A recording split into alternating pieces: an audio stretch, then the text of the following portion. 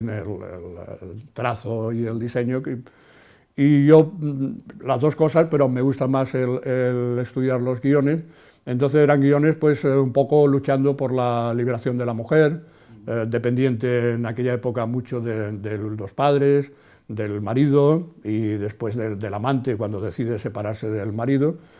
Un poco también por la liberación de los homosexuales, retrato en la primera vez que yo recuerde en la historia del cómic, en el que se retrata una pareja,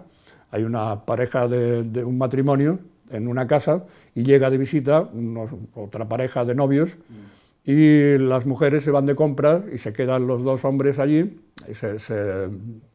contactan, ligan y se meten en la cama y tienen una relación sexual retratada desde el principio al final, que todas las posibilidades que pueden hacer dos hombres en la cama, lo cual era una cosa bastante, no era normal de retratarlo así. Todas estas historias yo las había publicado en París, en una revista que se llamaba Zinc. Las cosas que publicábamos, a pesar de ser secuestradas, pero eran mucho más light, mucho más, no tenían esta cosa tan fuerte.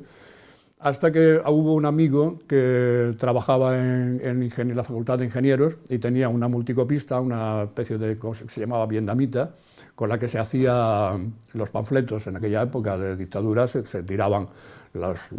papeles aquellos que se repartían por las fábricas y esto, y me ofreció de hacer una tirada de unos 300 o 400 ejemplares con esta vietnamita, con estas 30, 40, 50 páginas. Hicimos una tirada de 300 y lo repartíamos o lo vendíamos por los bares y por unas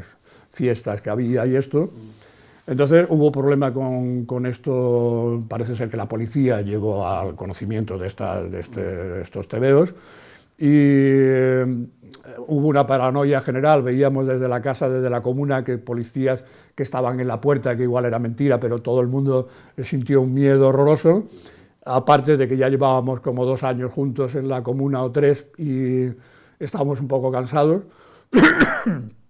Y hubo una desbandada, unos se fueron para Ibiza, a vivir en una casa de campo en plan hippie, ahí yo me marché huyendo a Marruecos y ya después volví un poco más tranquilo. Esto era por el 75.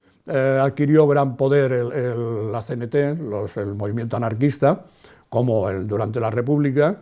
Entonces se autogestionaron montones de teatros, se creó el movimiento de liberación femenino, el movimiento de liberación de homosexuales, movimientos de ecología, que antes no existía nada de esto. Entonces pues vinieron los grupos de teatro más interesantes del mundo en aquella época, aquí a Barcelona, que antes no podían, no estaba prohibido, como Bread and Puppet, como el Living Theatre, como aquello de Jérôme Savary de Magic Circus. Y bueno, Barcelona era una fiesta todo el día en la calle, todo el mundo en las Ramblas, saludándose y inventando historias para hacer, performance. Fue una época realmente de los 70, 75 hasta el 77, 78, muy interesante, muy creativa, porque todo el mundo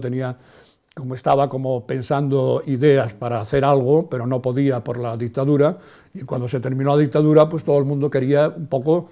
realizar todos estos proyectos que antes no había podido. Lo que era underground ya se convirtió en overground.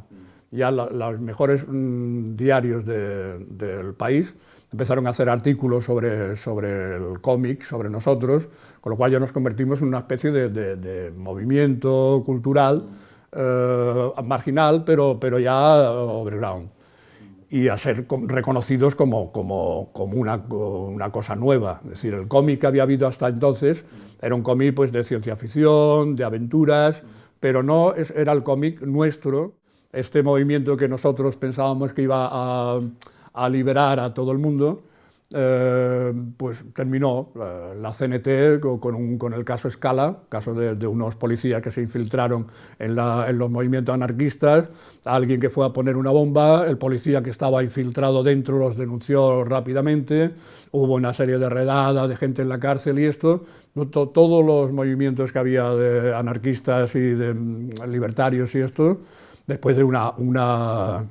una cosa que se llamó la Jornada Libertaria. Barcelona fue una fiesta en toda esta época de los 70. Yo creo un personaje, se llama Narcoma, que es una especie de travesti, bueno, es una especie, yo lo invento como una mezcla de Humphrey Bogart y Lauren Bacall,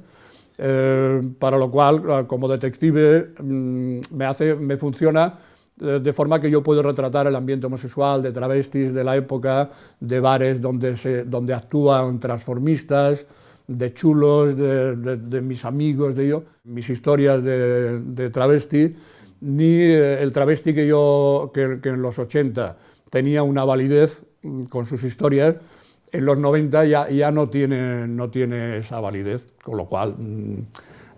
para seguir tendría que inventarme otra historia, no seguir con este mismo personaje. Barcelona cambia mucho a nivel a partir de los 90, de las Olimpiadas, del COVID, y cambio que a mí pues muchas cosas me gustan, otras cosas no me gustan. Parece que la pintura es lo máximo en el arte, y todo va bajando después, la escultura un poco menos, la música un poco menos, el cine un poco menos, y ya abajo está el cómic que no es nada, porque no hay ni en los museos, pues las obras de cómic no aparecen por ningún sitio, como si nosotros no fuéramos dibujantes, no fuéramos artistas, nada, ¿no? Entonces, te sigo diciendo esto, que yo tenía bastante influencia del cine, en mis encuadres y en la forma de narrar, y también mucha influencia de literatura. Yo, por ejemplo, toda mi historia de transgresión, yo soy un apasionado siempre del Marqués de Sade,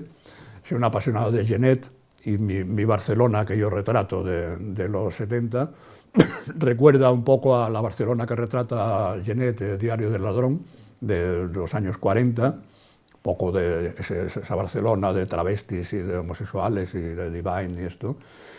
Y bueno, pues esta mezcla de toda esta cultura es lo que hace que yo haga pues este tipo de historias.